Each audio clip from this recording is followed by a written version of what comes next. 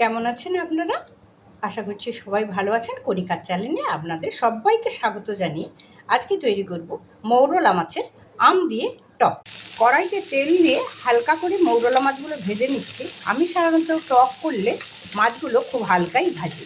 বাজার থেকে আম এনেছে কাঁচা, কিন্তু যখন কেটে ফেলছি লাল রং হয়ে গেছে। তাই একটা আমকে আমি সেদ্ধ করে নিয়ে এই পাল্পটা বের করে নিয়েছি। কড়াইতে একটু সর্ষে ফোড়ন দিয়ে লঙ্কা গুঁড়ো আর হলুদ গুঁড়ো একসঙ্গে দিয়ে দিলাম। এরপরে আমি আমের পাল্পটাও একসঙ্গে অ্যাড করে দিলাম। মাছটা আমি এইভাবে ভেজে নিয়েছি। আমের পাল্পটা একটু নেড়ে চেড়ে দিয়ে দিলাম পরিমাণ মতো জল, আর সঙ্গে দিয়ে দিচ্ছি আমি নুন। এবার মাছগুলো দিয়ে দিলাম। এবার দিয়ে দিলাম চিনি। নুন এবং চিনিটা আপনাদের স্বাদ অনুযায়ী আপনারা দেবেন।